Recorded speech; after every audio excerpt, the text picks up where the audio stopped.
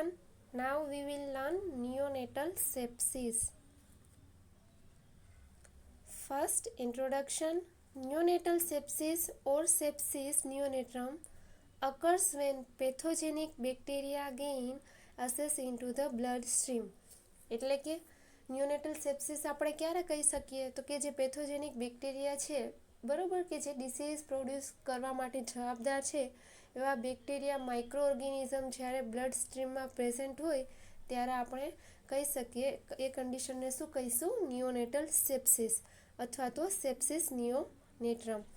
They may causes overwhelming infection or localized into lungs causing pneumonia or into meningitis causing meningitis. એટલે કે મે બી એ પૂરા બોડીમાં blood સ્ટ્રીમમાં present હોય એટલે પૂરા બોડીમાં એના ઇન્ફેક્શન જોવા મળી શકે અથવા તો મે બી જો લંગ્સમાં હોય તો એના લીધે ન્યુમોનિયા અને જો મેનિન્જિયલ લેયર છે બ્રેઇનનું છે બરાબર ત્યાં હોય તો એ મેનિન્જાઇટિસ થવા માટે જવાબદાર છે. Neonatal septicemia occurs in infants less than 90 days of age. જે સેપ્ટિસેમિયા બરાબર બ્લડનું ઇન્ફેક્શન એ જનરલી 90 દિવસની અંદર જોવા મળતું હોય છે. હવે નેક્સ્ટ છે ઇટિયોલોજી. A number of different bacteria including E. coli, Listeria and certain strain of Streptococcus may cause neonatal sepsis. એટલે ઘણા બધા એવા માઇક્રો ઓર્ગેનિઝમ છે કે જે નિયોનેટલ સેપ્સિસ થવા માટે રિસ્પોન્સિબલ છે બરાબર. Early onset neonatal sepsis most often appears within 24 hours of age. એટલે આપણે ક્લાસિફિકેશનમાં જોઈશું એમાં બે છે early onset neonatal sepsis and late onset neonatal sepsis. એમાં અર્લી ઓનસેટ નિયોનેટલ સેપ્સિસ છે એ 72 hours પહેલાં વિઝિબલ થતા હોય પણ એના જે તે જનરલી મોસ્ટલી શું છે કે 24 hours અંદર એના જોવા મળે એના જે તે સિમ્ટમ્સ ને કન્ડિશનને છે એ. હવે છે the following increase an infant risk of early onset sepsis. એટલે કે જે અર્લી ઓનસેટ ઇન્ફેક્શન છે બરાબર અથવા તો સેપ્સિસની જે કન્ડિશન છે એના માટેના રિસ્ક ફેક્ટર કયા છે તો કે અથવા તો કયા બેબીને રિસ્ક હોય તો કે group B streptococcus infection during pregnancy બરાબર આનું ઇન્ફેક્શન હોય પ્રીટર્મ ડિલિવરી હોય અને લો બર્થ વેઇટ બેબી હોય. પછી છે infection of placental tissue and amniotic fluid એટલે કે પ્લેસેન્ટાનું અથવા તો એમનિયોટિક ફ્લુઇડનું ઇન્ફેક્શન હોય. મલ્ટીપલ પર વજાઇનલ એક્ઝામિનેશન એટલે કે મધરને વારંવાર જે વજાઇનલ એક્ઝામિનેશન કરવામાં આવ્યું હોય બરાબર તો એને ઇન્ફેક્શનના ચાન્સ નહીં રહે તો એના લીધે બેબીને પણ થઈ શકે. પછી છે મેટર્નલ ફીવર એન્ડ ઇન્ફેક્શન એટલે કે માતાને ફીવર અને ઇન્ફેક્શન કેવું હોય તો babies with late neonatal sepsis get infected after delivery by the organism thriving in the external environment of the home or hospital.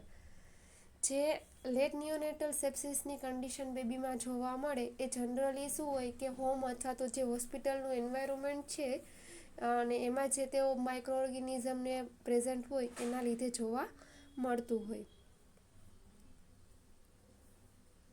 The following increase the infant's risk of developing late of onset septicemia. હવે બીજું શું છે તો કે having an intracath in blood vessels for long time એટલે કે જે IC છે એ શું હોય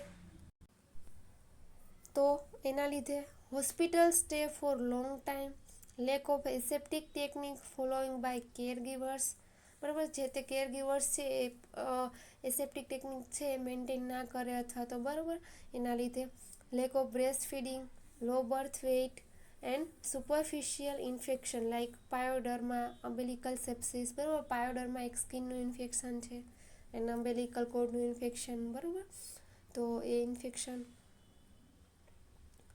Organisms that have been implicated in causing late onset sepsis include the following. જવાબદાર રિસ્પોન્સિબલ માઇક્રો ઓર્ગેનિઝમ કયા તો કે coagulase negative staphylococcus aureus E. coli, Klebsiella, Pseudomonas, Enterobacter, Candida, GBS, Certia, acinetobacter and anaerobes. તો આ બધા જે તે micro organism છે એ બધા રિસ્પોન્સિબલ છે. નેક્સ્ટ છે classification. Neonatal sepsis can be classified into two subtypes depending upon time of onset symptoms. એટલે કે ક્લાસિફિકેશન શેના બેઝ પર છે તો કે જે તે એના સિમ્ટમ્સ જોવા મળે, બરાબર, જે તે ટાઈમ પીરિયડની અંદર એના ઉપર. તો કે ફર્સ્ટ છે બિફોર 72 અવર ઓફ લાઈફ, એને આપણે કહીએ છીએ અર્લી ઓનસેટ સેપ્સિસ. જે 72 અવરની અંદર જે તે સિમ્ટમ્સને પ્રેઝન્ટ હોય એને આપણે કહીએ અર્લી ઓનસેટ સેપ્સિસ. અને late onset sepsis after 72 hour of life. Late onset sepsis ક્યારે કહીશું? જે 72 અવર પછી જો બેબીને કોઈ પણ જે ઇન્ફેક્શનના સિમ્ટમ્સની જોવા મળે બરાબર સેપ્સિસના, તો એ બરાબર મે બી એ આપણે ફર્સ્ટ વીક પછી પણ હોઈ શકે, જોવા મળી શકે સિમ્ટમ્સ. તો એને આપણે શેમાં ઇન્ક્લુડ કરીએ? Late onset sepsis. હવે છે અર્લી ઓનસેટ સેપ્સિસ. એમાં mainly due to bacteria acquired before and during delivery. Generally શેના લીધે હોય તો કે જ્યારે બિફોર અથવા તો ડિલિવરી દરમિયાન ઇન્ફેક્શન લાગતું હોય by organism prevalent in a genital tract or in the labour room or operation theatre. Mostly causative by gram negative organism, E coli, Klebsiella, Enterobacter, group B, streptococci, બરાબર. અને majority manifested as RD due to intrauterine pneumonia. Respiratory ડિસીઝની condition પણ present હોઈ શકે intrauterine ન્યુમોનિયાનું લીધે. પછી છે late onset sepsis caused by the organism of the external environment of home or hospital, often transmitted through the hand of the care providers. 2/3 by gram negative organism, બરાબર, જે તે આ બધા બેક્ટેરિયા છે એના લીધે, and 1/3 of gram positive organism. Presentation is that of septicemia, pneumonia or meningitis. આ કોઈ પણ કન્ડિશન થઈ શકે. Sequel of survivor of meningitis are usually severe. એટલે કે સિક્વલી મેનિન્જાઇટિસના લીધે જે બીજી કન્ડિશન ડેવલપ થતી હોય એ જનરલી શું હોય કે આ કન્ડિશન હોય એ સિવિયર હોય. હવે છે નેક્સ્ટ ક્લિનિકલ ફીચર્સ. નિયોનેટલ સેપ્ટિસમાં કયા કયા સિમ્ટમ્સને જોવા મળે તો કે the manifestation of neonatal septicaemia are subtle, vague and non specific. એટલે કે ઇન શોર્ટ જે તે લક્ષણો છે એ ક્લિયર નથી, બરાબર, કોઈ પણ સાઇન સિમ્ટમ સ્પેસિફિક કે ક્લિયર છે નહીં. The most common complaint concerning infants progress is failure to do well or not looking right. એટલે જનરલી જે આપણે જોઈએ બેબીને, બરાબર, તો એ શું હોય કે આપણે એમ લાગે કે બેબી કંઈક ઠીક નથી, બરાબર, અથવા તો એ જે નોર્મલી જેવું રહેવું જોઈએ એવું છે નહીં, વેલ નથી, બરાબર, સારું નથી. Hypothermia is a common manifestation. Temperature છે એ લો થઈ શકે. હવે the sign of sepsis are non specific and include.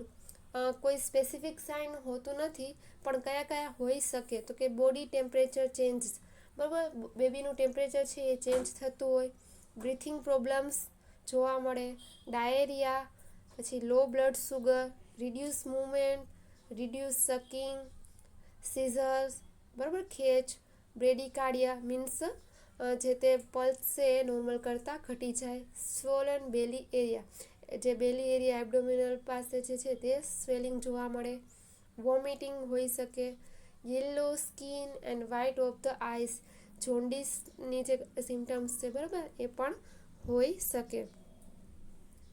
હવે સર્ક્યુલેટર સિસ્ટમમાં શું જોવા મળી શકે તો કે બેબી છે એના લીધે શું જોવા મળે તો કે પેલોર અથવા તો સાઇનોસિસ, બરાબર, ફીકું બેબી દેખાતું હોય, અથવા તો જે બ્લુઇશ ડિસ્કલરેશન છે, બરાબર, સ્પેશિયલી જે તે એક્સ્ટ્રીમિટીસમાં ને ત્યાં મે બી નેલ બેડ પાસે ને ત્યાં જોવા મળી શકે.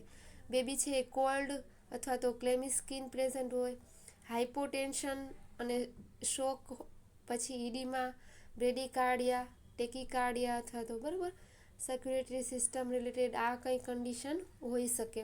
પછી છે રેસ્પિરેટરી સિસ્ટમમાં રિલેટેડ શું સિમ્ટમ્સ હોય તો કે irregular respiration. Okay, apnoea means stop breathing, બરાબર, ટેમ્પરરી.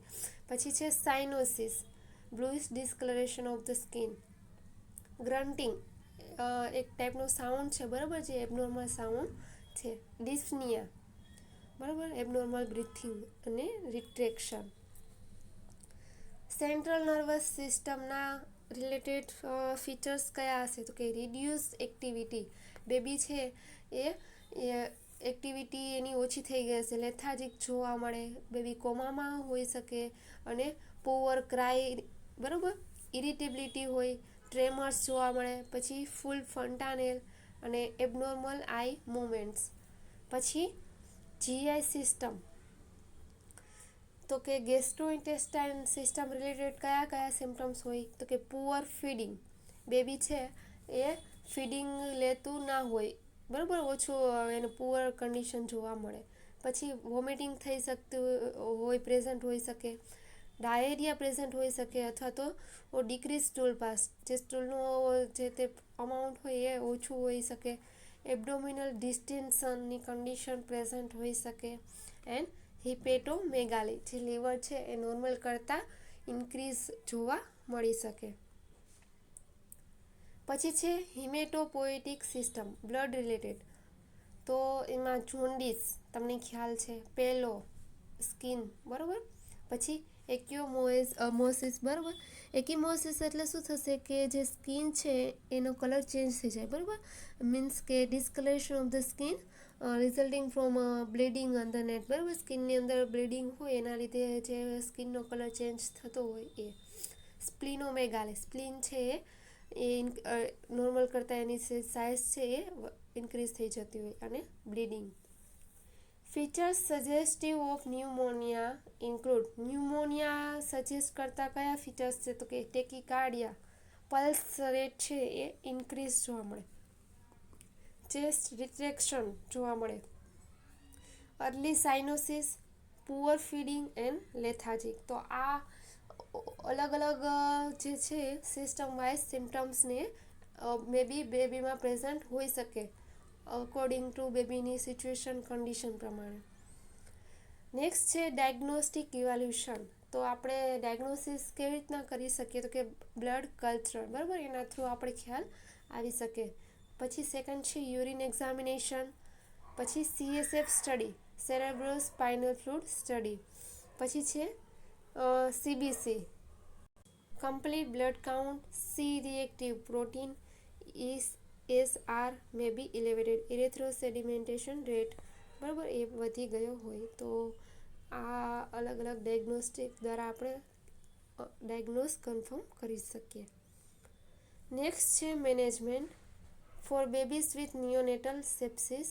એમાં આપણે સપોર્ટિવ કેર આપવાની રહે અને જે તેને બેક્ટેરિયલ કે માઇક્રો ઓર્ગેનિઝમ દ્વારા ઇન્ફેક્શન થયું હોય એના રિલેટેડ એન્ટીબાયોટિક થેરાપી આપણે સ્ટાર્ટ કરવાની રહે. સપોર્ટિવ કેરમાં આપણે જે તે બેબીને સિમ્ટમ્સ હોય એ પ્રમાણે એને સપોર્ટિવ કેર આપવાની રહે. તો કે સપોર્ટિવ કેરમાં શું આવે, પ્રોવાઈડ વોર્મ, બરાબર. બેબીને જે છે ખાસ એનું વોર્મને એ આપણે મેન્ટેન કરવાનું, એનું જે તે ટેમ્પરેચર છે એ નોર્મલ રહે એ આપણે ખાસ જોવાનું. એના માટે આપણે જે વોર્મ ચેનને છે એ મેન્ટેન કરવાની. પછી છે સ્ટાર્ટ આઈવી લાઇન, આઈવી ફ્રૂટ છે એ આપણે સ્ટાર્ટ કરી દેવાનું કન્ટિન્યુઅસલી, બરાબર, આપવા માટે. તો એમાં જે તે નોર્મલ સલાઇન છે એ 10 ml પર કેજી આપવાનું રહે 5 થી 10 મિનિટ સુધી. પછી છે ઇન્ફ્યુઝ 10% ગ્લુકોઝ 2 ml પર કેજી સ્ટેટ, એટલે કે તરત જ ટુ મેનેજ હાઇપોગ્લાયસેમિયા. જો હાઇપોગ્લાયસેમિયા હોય તો તરત જ આપણે એને 10% ગ્લુકોઝ છે એના વેઇટ પ્રમાણે 2 ml, બરાબર, પર વેઇટ એને તરત આપવાનું. પછી છે એડમિનિસ્ટર ઇન્જેક્શન વિટામિન કે 1 mg IM to prevent bleeding. Bleeding prevent કરવા માટે વિટામિન કેનું ઇન્જેક્શન 1 mg IM આપવાનું intramuscular. If the baby is cyanosed or grunting provide oxygen via hood or mask. જો બેબીને સાઇનોસિસની કન્ડિશન અથવા તો જે ગ્રન્ટિંગ સાઉન્ડ છે, એબનોર્મલ રેસ્પિરેટરી સાઉન્ડ એ કંઈ જોવા મળે તો આપણે તરત જ ઓક્સિજન સ્ટાર્ટ કરવાનો, માસ્ક અથવા તો જે હુડ હોય બરાબર એના દ્વારા. If baby is apneic, provide physical stimulation and begin mask ventilation if required. જો બેબીમાં એપનિયાની કન્ડિશન બરાબર મીન્સ બ્રીથિંગ સ્ટોપ થઈ ગયા હોય તો આપણે એને ફિઝિકલ સ્ટિમ્યુલેશન આપવાનું, અને જો જરૂર પડે તો પછી બેગેન માસ્ક એટલે કે જે અંબુ બેગને હોય બરાબર એના દ્વારા બેગેન માસ્ક વેન્ટિલેશન પ્રોવાઈડ કરવાનું. Avoid oral feeding if baby is very sick and given intravenous fluid. જો બેબી વધારે સિવિયર કન્ડિશનમાં છે બરાબર, વધારે સિક છે અને અનેબલ છે કે ડાયરેક્ટ ઓરલ ફીડિંગ ના લઈ શકે તો આપણે એને ઓરલ ફીડિંગ નહીં આપવાનું, અથવા તો વધારે સિક હોય ત્યારે પણ નહીં આપવાનું. એને આપણે જે આઈવી ફ્લૂડ છે એ સ્ટાર્ટ કરવાનું. In neonates with sclerema, exchange transfusion with fresh whole blood may be requirement. Sclerema છે એ શું છે, એક સ્કિનની કન્ડિશન છે બરાબર, સિવિયર સ્કિન કન્ડિશન છે. એમાં જે આપણે સબક્યુટેનિયસ ટીસ્યુ હોય બરાબર એ શું થઈ જતા હોય, હાર્ડ થઈ જતા હોય અને એ જનરલી ઇન્ફ્લામેશનના લીધે થતું હોય, તો એવી કન્ડિશનમાં આપણે બ્લડ ટ્રાન્સફ્યુઝન કરતા હોઈએ છીએ. હવે છે antibiotic therapy. Antibiotic therapy should cover common causative bacteria like E. coli, Staphylococcus aureus and Klebsiella pneumonia. બરાબર, આ કોઈ બેક્ટેરિયલ પોઝિટિવ ઓર્ગેનિઝમ હોય તો આપણે એન્ટીબાયોટિક થેરાપી સ્ટાર્ટ કરી દેવાની. અને a combination of ampicillin and gentamicin is recommended for treatment of sepsis and pneumonia. Sepsis અને ન્યુમોનિયાની કન્ડિશનમાં એમ્પિસિલિન એન્ડ જેન્ટામાઇસિન છે એ ડ્રગને આપણે બંનેને સાથે યુઝ કરીને ટ્રીટમેન્ટ કરતા હોઈએ છીએ.